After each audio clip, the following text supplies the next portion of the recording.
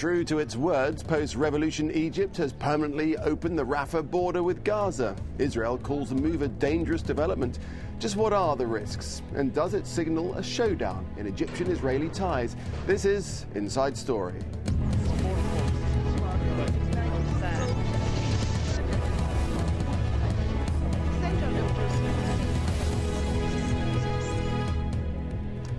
Hello and welcome to the programme. I'm Nick Clark. Many see it as a new chapter in Egyptian policy. Post-revolution Egypt pledging to reopen the Rafah border with Gaza on a permanent basis. On Saturday, that pledge was put into practice, allowing thousands of Palestinians from the Strip to travel freely. The move, celebrated by the people of Gaza, has left Israel deeply concerned. We'll be discussing all the issues in just a moment. But first, let's have this report from Nicole Johnston in Rafah. Reopening Gaza's gate to the world.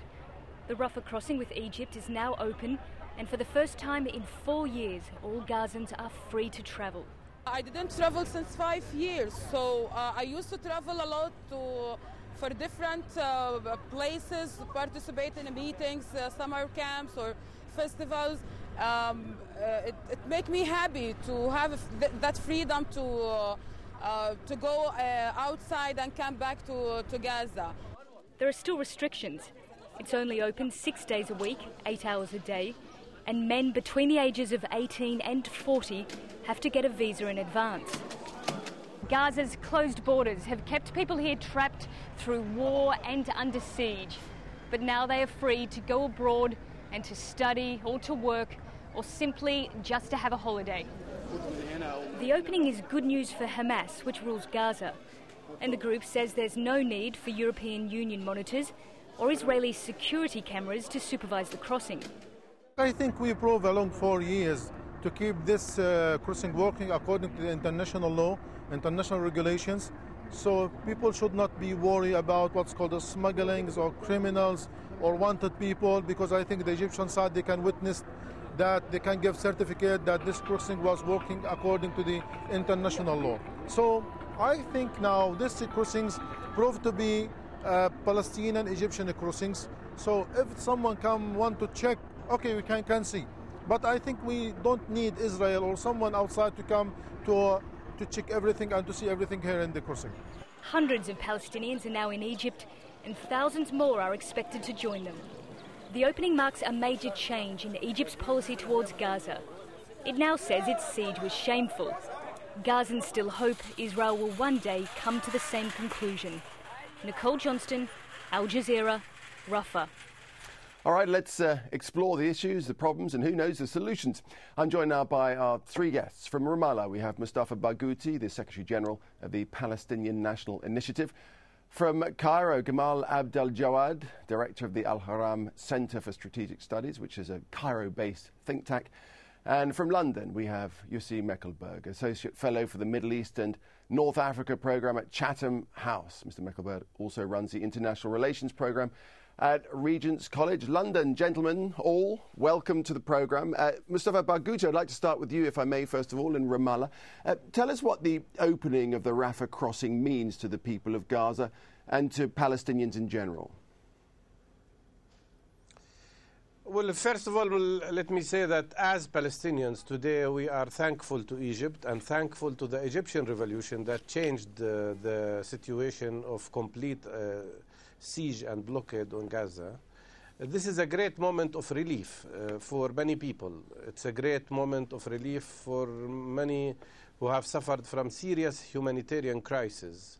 During the last 5 years, we've lost hundreds of people who died because they could not cross the borders to receive proper medical treatment that is not available in Gaza. Thousands of students could not get to their universities and get their proper education and lost opportunities in life. And the Gaza economy was totally destroyed because of the siege. So this is a great step forward, although it still needs other things. I mean, today we have now the borders open, but they are open for most of the people, but still they are not open yet for transportation of goods and especially construction material, and that needs to be changed. There are 25,000 houses that have been demolished by the Israeli army on its attack on Gaza, and most of them have not been repaired and need, including hospitals and schools and mosques. So I hope this lifting of the siege will develop further into allowing goods and construction material into Gaza. There remains, of course, other problems because of the Israeli blockade on Gaza, including the fact that most fishermen in Gaza cannot get into the sea and fish for their children. Any fisherman who crosses the line of 3 miles into the sea would be shot at by the Israeli boats, as happens almost on weekly basis. So Israel still establishes a blockade, and we, the Palestinians in the West Bank and Jerusalem, cannot cross the borders to go to Gaza up till now. And that, of course, is something that is very restrictive. Not to talk, of course, about the restrictions that we still have also in the West Bank, including our inability to visit places like Jerusalem, which is a very important part of the occupied. There's a whole list of stuff there, positives and negatives. A lot of positives, but Yossi Meckelberg, this opening of Rafah is troubling on the whole for Israel. Why is that? Well, Israel's main concern is security, and Israel usually they think about security in terms of the short-term security, meaning if there's weapons will be smuggled into Gaza, if it will make it easier, if any of the groups either associates with the Hamas or another, will make it easier for them to equip themselves with even longer range missiles and rockets to attack Israel. Of course, on the completely other side, it can be actually a beginning of something much more positive, because the blockaded Gaza is not conducive with a peace process, is not conducive. We actually remove the resentment of the last 63 years. So in this sense, you know, the people of Gaza lived for too long under blockade and siege. And I think in this sense, if this will be relieved, maybe it's just the beginning, together with the agreement between the Fatah and the Hamas, and what we heard last week by Obama, as a genuine peace process, which with actually the critical mass, both the Israelis and the Palestinians that want peace, will start to see lives become more normal, the normalization of life, and as a result, supporting of a genuine political process instead of continuous violence that outbreaks here and there. Okay, if I just may take up with you this security issue, Mr. Meckelberg. You well know that there are several dozen tunnels that run into Gaza that take in all the contraband and so forth, and arms and so on and so forth.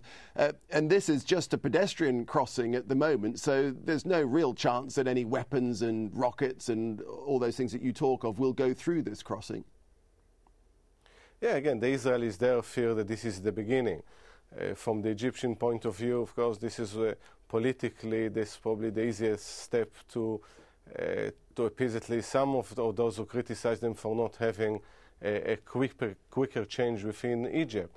But the Israelis are in constant fear because weapons, and this is a genuine fear, weapons are transformed from Iran to the Hamas and to the Islamic Jihad. And these weapons, on occasion, is used to attack Israel. Israel actually was on the receiving end of thousands of Qassam rockets, of Grad rockets, and they fear they're even longer range. Hence the attacks on convoys that transferred weapons from Iran to Gaza. So there is the genuine fear of that. But on the other hand, by blockading Gaza, this won't resolve the security fears. Okay. Only a genuine peace process. All right, let's bring in Gamal Abdel Jawad in Cairo. Are there big security concerns still for Egypt over the opening of the Rafah crossing? Well, I don't think so. It is there is security concerns, but it's not about the Rafah crossing. Security concerns are essentially first for the unstable situation in Gaza, the lack of any progress toward Palestinian reconciliation. Finally, we had one.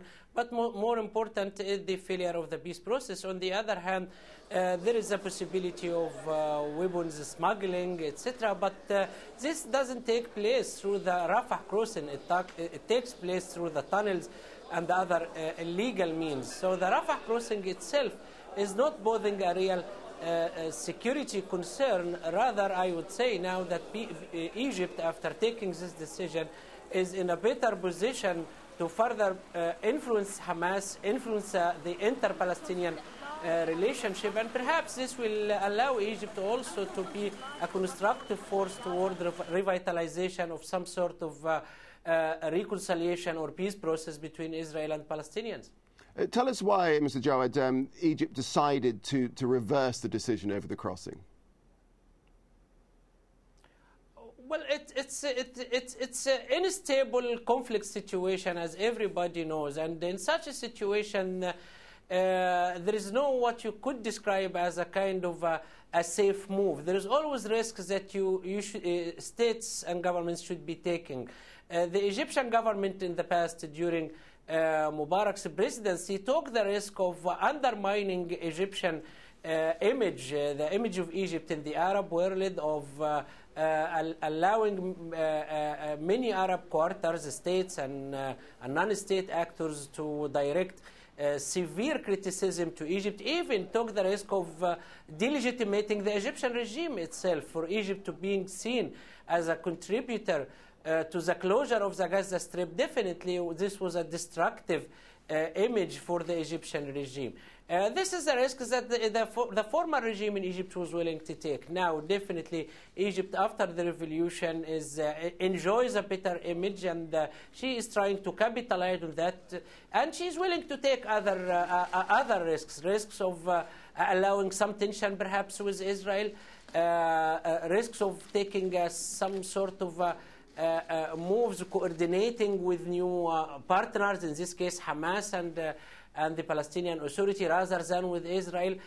So there is no free lunch in the Middle East, and this is the kind of risk that the Egyptian government now decided to take. But I think it is the right move to take, considering the past, the experience of the past 4 years, where Egyptian image and the Egyptian policy was taken hostage.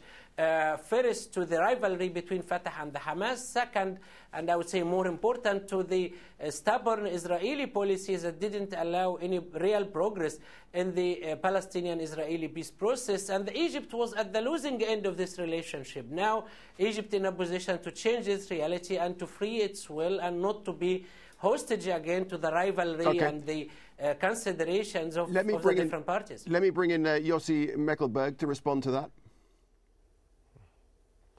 Well, I think if you look at the bigger picture, the Arab Spring create changes. The revolution in Egypt definitely create a change. And if you bear in mind that the Hamas is an offshoot of the Muslim Brotherhood, one of the easiest policies is, because there is so much resentment against, as the previous speaker said, against this policy that's seen by many Egyptians supporting Israeli policies of occupation and oppressing the Palestinians.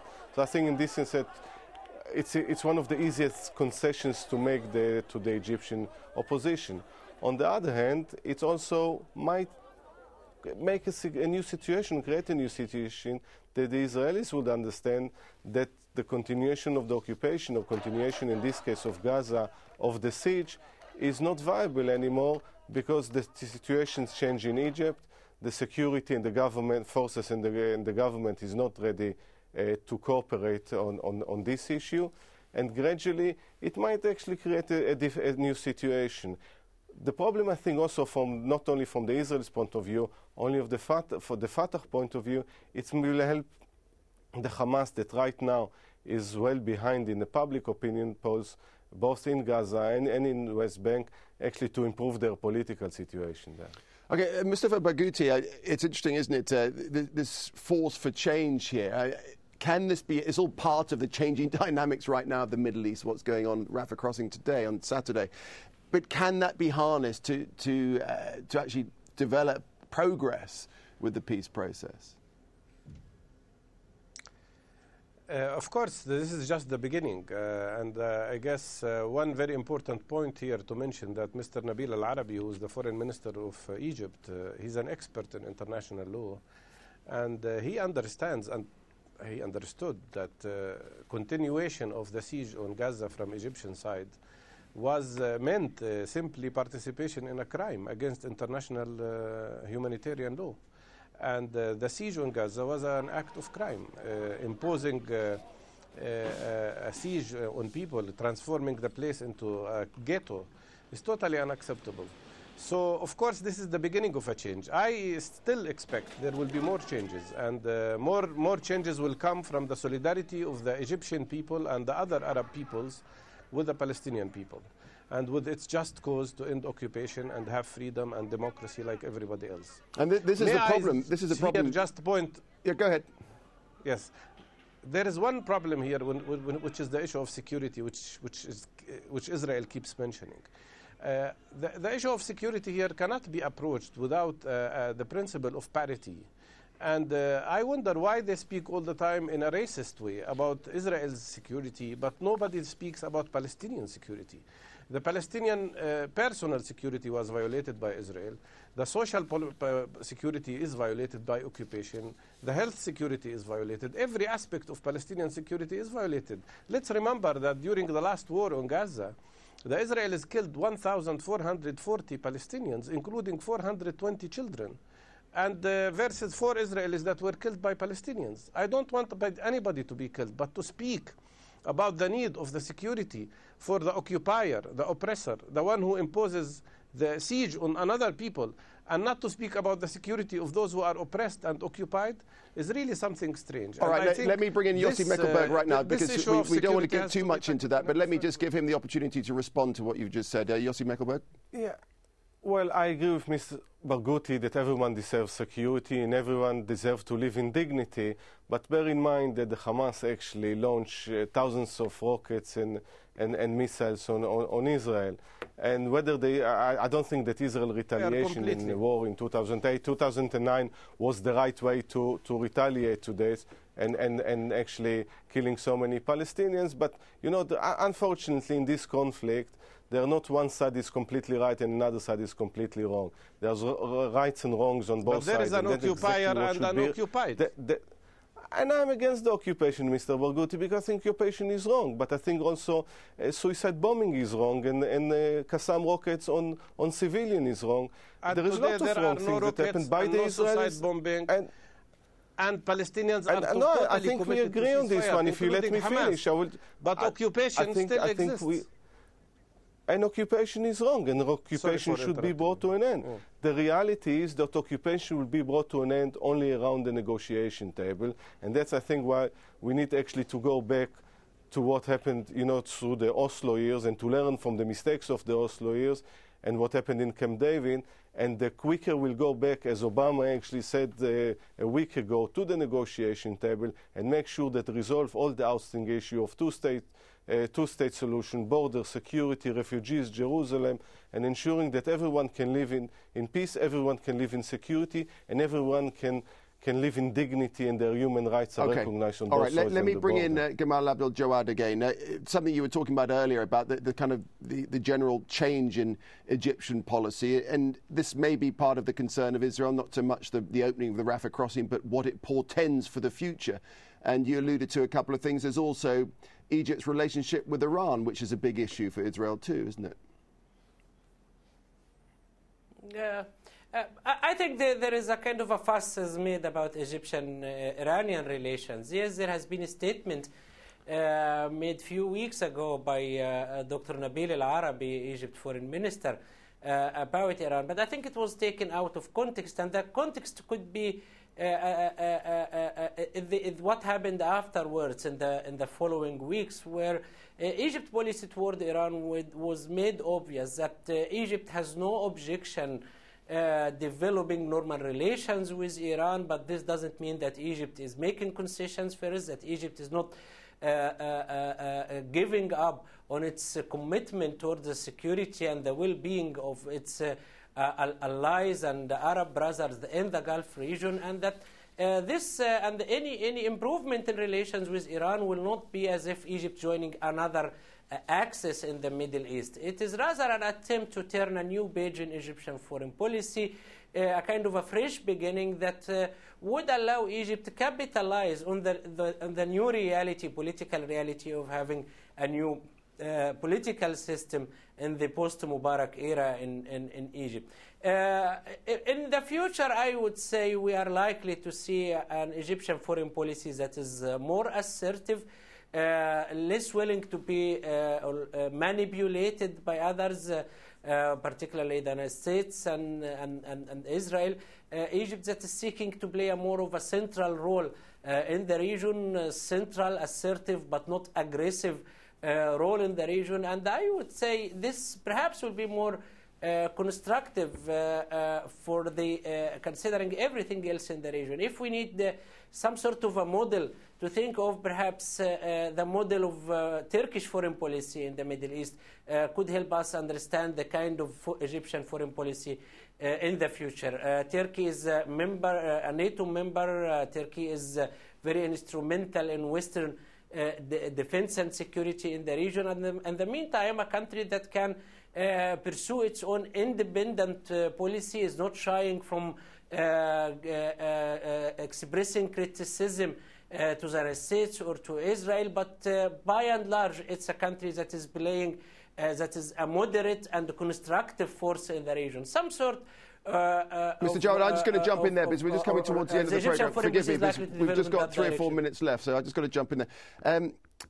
Mr. Meckelberg, it's this issue of the changing order in Egypt and possibly a changing policy, the changing foreign policy that we've just been talking about, including, for example, a rethink about the supply of cheap gas to Israel. That's just one example. It's this that's the problem for Israel, not so much the security of the Rafah crossing. It's the beginning of the change, isn't it? I think the change is massive in the Middle East, and Israel is very slow to react and didn't anticipate it. And as a result, in many ways, relying on certain regimes to help them with the security and negotiation change right now, and I think Israel will have to adapt to these changes. Issue of gas is not a big issue right now because Israel just discovered huge reserves of gas in the Mediterranean, which probably will actually help it economically. But I think the main thing is the ability of Israel to adapt and change its perception about the Middle East. And I think one of the fears, both for the Israelis and the Palestinians, if all the Middle East goes in certain direction of a more representative governments, more accountable and with better governance, the Israeli-Palestinian conflict might be marginalized. For many, many years, many of the regimes in the Middle East use it as a sort of a pretext not to reform, not to change. If this goes, probably also for them, the Israeli-Palestinian conflict is less important. And it's for the Israeli Palestinians to understand that the conditions that were 18 years ago during the Oslo years will go on, and if the Israeli-Palestinian conflict is marginalized, they won't get as much support, they won't get as much attention, and they will be left to their own machinations. And unfortunately, if they won't find a way to live in peace with one another, this violence and misery would continue. Mustafa Barghouti? Well, I believe the problem we have today is that Palestinians are ready for negotiations. They are ready to end this conflict. They are ready to be free and have their own independent democratic state. But Israel is not ready for negotiations. They don't want to negotiate. I've just come back from Washington and before that from Moscow, where we had important talks with both sides, and it is clear that Israel has a stand that that it would not negotiate with Palestinians. It would not negotiate with Palestinians as long as there is nobody that can represent them all. And now when we are unified, Israel says they will not negotiate with Palestinians because they are unified unless they break up this unity agreement between Hamas and Fatah and the rest of the Palestinian groups. So it is quite clear here that Israel does not want to negotiate because they do not want to end occupation. All they want, according to Mr. Netanyahu in his speeches, is to keep most of the occupied territories, to keep us living in ghettos, to keep this occupation and enslavement that we will never accept.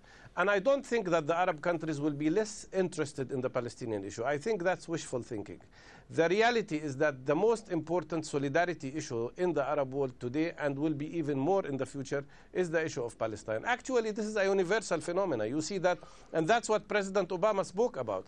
This is changing even in India, in Latin America, in Asia, everywhere, the Palestinian issue is no more an Arab issue or just a Palestinian issue. It's an issue of humanity, an issue of people who deserve freedom and need to be free. Gentlemen, it's a long, difficult and seemingly never-ending argument. We appreciate your contribution to this programme. Thanks to Mustafa Barghouti, Gamal Abdel Jawad and Yossi Mekelberg. Thanks very much indeed. And thanks for your time watching this edition of Inside Story. Always like to hear from you, as ever. Any comments and suggestions, just email them to us at insidestory@aljazeera.net. From me, Nick Clark, it's goodbye for now.